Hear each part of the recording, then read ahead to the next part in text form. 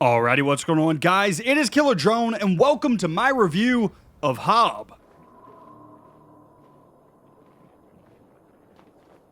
Now, to start off this review, we're going to be talking about performance. I think it's important for you guys to know the hardware that I was running when I was doing all of my testing. So I have a 4790K processor from Intel, overclocked to 4.2 gigahertz, and I'm running a 1080 Ti graphics card.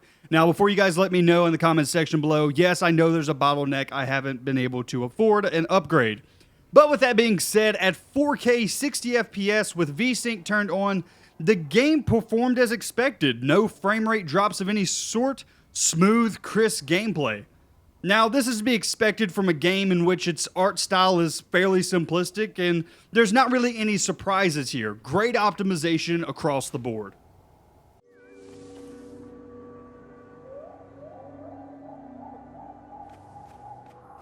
I mentioned the art style once already, so it's only fitting to mention it again. It's simple, yet breathtaking. If you're looking for fine details like stitching on a character's clothes or something just as minuscule, you won't find it here. The art does what it needs to and nothing more. Think of the art in this game as creating an unstable environment in which everything is just pieces to a much larger puzzle. It wouldn't feel right to only say that there isn't fine detail in the art because there's so much going on in every single environment. The entire map and architecture is ever changing by completing puzzles and finding new gear. Things shift, drop from the sky, rise from the canyons, all controlled by turning gears, golems, and power. This, I feel, is what really makes the game stand out, and the art fits the constantly changing environment perfectly. And I have to say that the game looks absolutely stunning.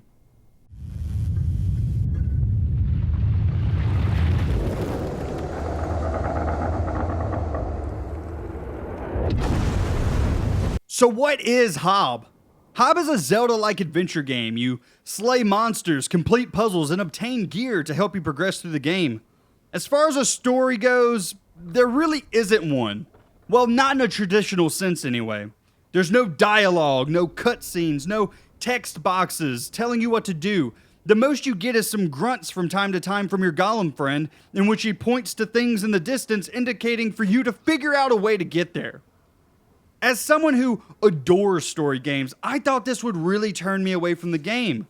But on the contrary, it actually builds mystery.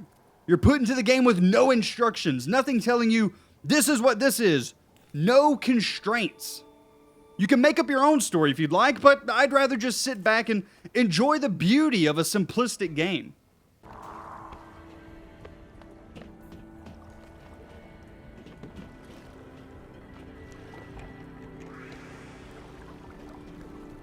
The most memorable part of this game will be the gameplay.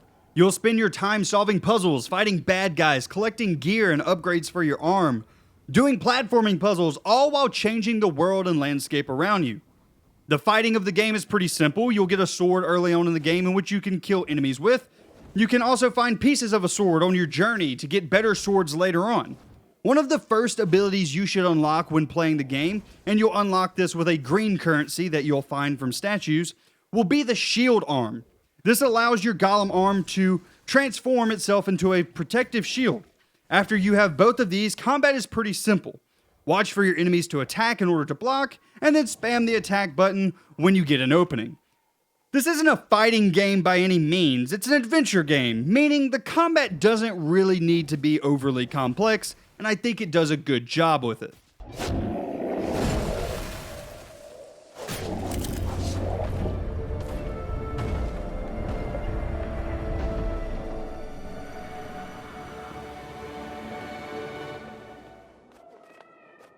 The puzzles are the most interesting part of the game in my opinion.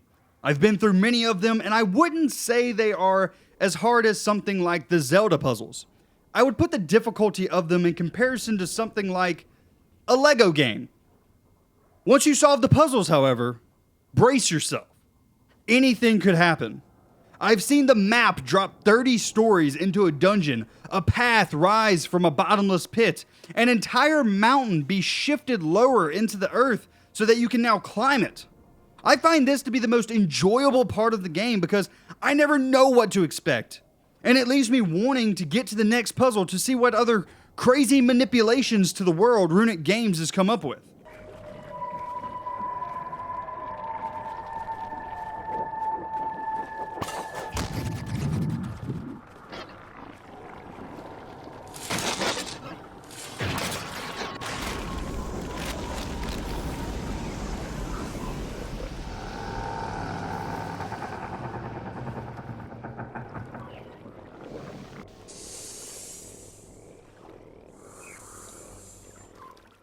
The gear that you collect is mostly gotten from exploring. You'll often see a big machine that when walked up to and you press X by, Hob will insert his arm into the machine for an upgrade to the arm.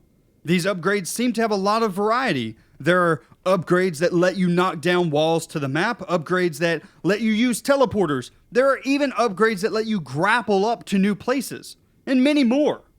There are also cloaks that you can find in the game to give your character a new look, and also these adjust their abilities. One complaint that I have is after you find a cloak, you actually have to go back to the shop where you buy abilities, and the cloak will then be listed there to sell. I don't particularly like this. If I find the cloak in the game, I should be able to change into it and not have to buy it afterward. But that's a fairly small complaint.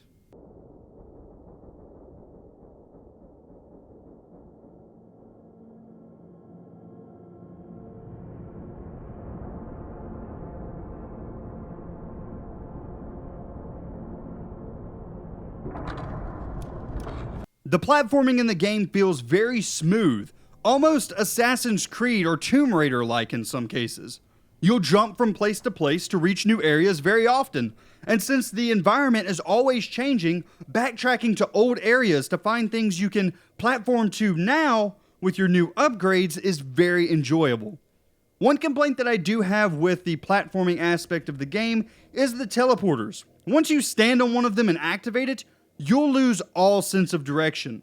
The game will take you forward, backward, left, right, and back the direction that you came sometimes just to put you a short ways away from the start. I don't know if they did this to give you more time to look at the map that they created or what their intention really was, but when you get on one of these things, your sense of direction is shot. You're going to completely lose your way.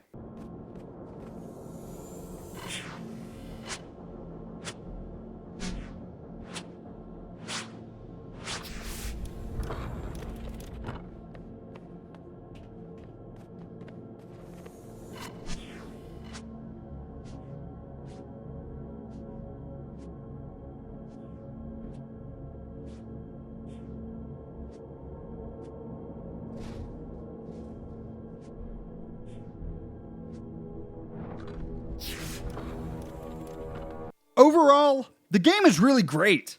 I played last night for a long time and had issues putting it down. It's hard to find things to complain about with the game. Trust me, I've tried. But for $18, a stellar experience, and no microtransaction DLC season pass crap, it's really hard to complain. It's a good, solid game. It's hard to find games like this nowadays. I think this game will be a jewel that does a throwback to the classic games of the past in a perfect way. My score for this game is an amazing 9.5 out of 10, a must-buy in my opinion. If there was a Killer Drone seal of approval, I'd give it to this game because it is almost completely flawless. Lastly, I'd like to thank Runic Games for supplying me with a copy of the code for review. This is not a paid sponsorship, nor am I obligated to review this game in any way or say anything good or bad. It's just a good game, and I hope that it's very successful. Anyway, guys, that is going to be it for today's video. I do hope you enjoyed. If you did, go ahead, leave a like on the video. If you did not, go ahead, leave a dislike. That's fine with me. And if you're new around here, be sure to subscribe. Anyway, that's going to be it for me today, guys. I hope you enjoyed, and I will see you in the next one. You guys have a great day.